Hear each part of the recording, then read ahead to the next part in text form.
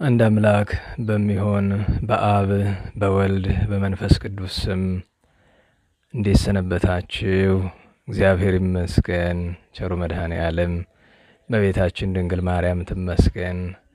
ቅዱስ መስቀል ቤተ ክርስቲያን የወደዳቸው ቅዱሳን ሁሉ ይክበሩ ይመስገኑ።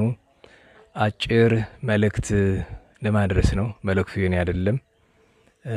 የማን እንደሆነ መልእክቱ ውስጥ ታገኙታላችሁ። ያው ብዙ ሀተታ መስጠት አያስፈልግም።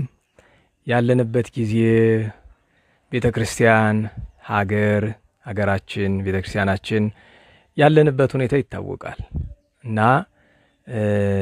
መልእክቱ ባጭር እንደዚህ ነው። ጊዜው ከብዷል፣ የምታውቁት ነው።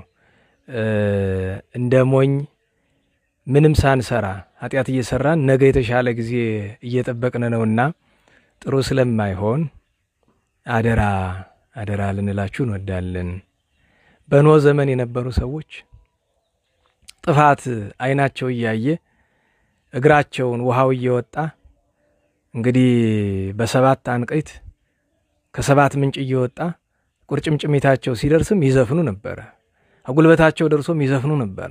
ወገባቸው ደርሶም ይዘፍኑ ያመነዘሩ ነበረ እና በእውነቱ እነሱን እየመሰልን ነው። ሰባ ሰዶምን ሰባ ትካትን በኖህ ዘመን የነበሩ ሰዎችን እየመሰልን ነው እና አባቶቻችን እናቶቻችን እውነተኞቹ እግዚአብሔር ያደረባቸው በጾም በጸሎት በለቅሶ የሚኖሩት እንደዚህ ይላሉ። እባካችሁ አሁን ከሰኞ ጀምሮ ነነዌ ነው፣ ጾመ ነነዌ ናት እና ይችን ጾመ ነነዌን ይዛችሁ አብይ ጾምን አክላችሁ ንስሐ ግቡ፣ ሱባኤ ያዙ፣ ጾሙ፣ ጸልዩ። በተለይ ጎንደር አካባቢ ላላችሁ ኦርቶዶክሳውያን በሙሉ ዣንተከል ዋርካ ፊት ለፊት ሰማዕታት አደባባይ ኢየሱስ ቤተክርስቲያን ፊት ለፊት ለብዙ ዘመናት ያልተቋረጠ ምህላ አለ። ጥቂት ሰው ነው የሚያደርስ። ታስታውሱ እንደሆነ ከ4 ወይ ከ5 ዓመት በፊት ጥሩ ተደርጎ ምህላ የከተማው ሰው አንዱ ነው ያደርስ ነበርና ያችን ድገሙ። እንደዚያው ጊዜ አድርጉ ባካችሁ። የጎንደር የአክሱም እና አንዳንድ ትልልቅ ስፍራዎች ምህላ ለሀገር ይተርፋል፣ ለዓለምም ይተርፋል እና ውደቁ፣ ተነሱ፣ በእግዚአብሔር ፊት ባካችሁ እንውደቅ፣ እንነሳ ነው። ከዚህ በላይ በጣም በዝርዝር ነገሮችን ሄዶ ለመናገር መሞከር የማይሆን ነገር ነው በእውነቱ። እሱን ማወቅ ይገባል እና እንዳልኩት ዝርዝሩን ለመነጋገር አይመችም። መጽሐፍ እንደሚል እስመ ይኮነ ይዜ ጊዜው፣ አሁን ለመነጋገር ጊዜው አይደለም። ግን በአጠቃላዩ ስለ ሀገር፣ ስለ ቤተ ክርስቲያን እየሆነ ስላለው ወደፊትም ስለሚሆነው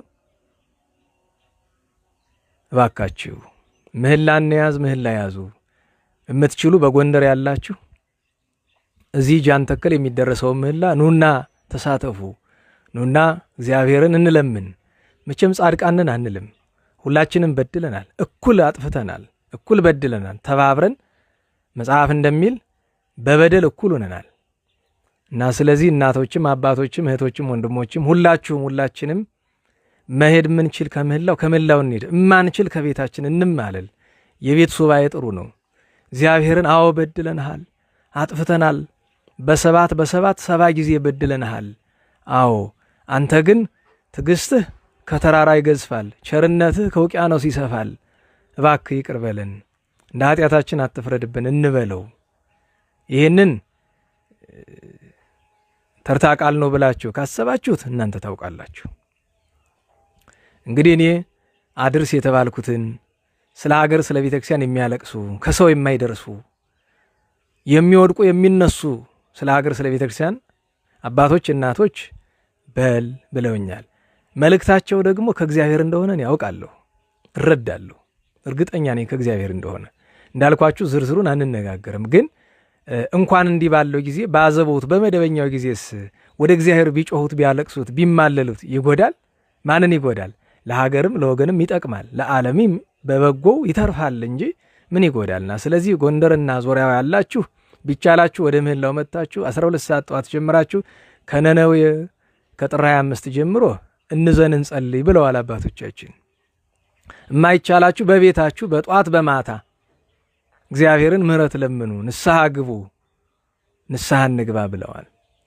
ግን የነነዌን 3ቷን ቀን ብቻ ሳይሆን 3ቷን ቀን ከቻልነ 7ቷን ቀን እስከ እሑድ ድረስ እንተጋና ከቻልነ ሳናቋርጥ የማይቻል ከሆነ ደግሞ የነነዌን ሰሞን እንተጋና ደግሞ ኋላ ደግሞ አብይ ጾም ሲገባ የካቲት 9ን ደግሞ ቢቻለን ሳናቋርጥ ቢሆን እና እቺን ነገር አደራ እንደው ባካችሁ እግዚአብሔር ከፍርዱ ቸርነቱ ይቀድማል።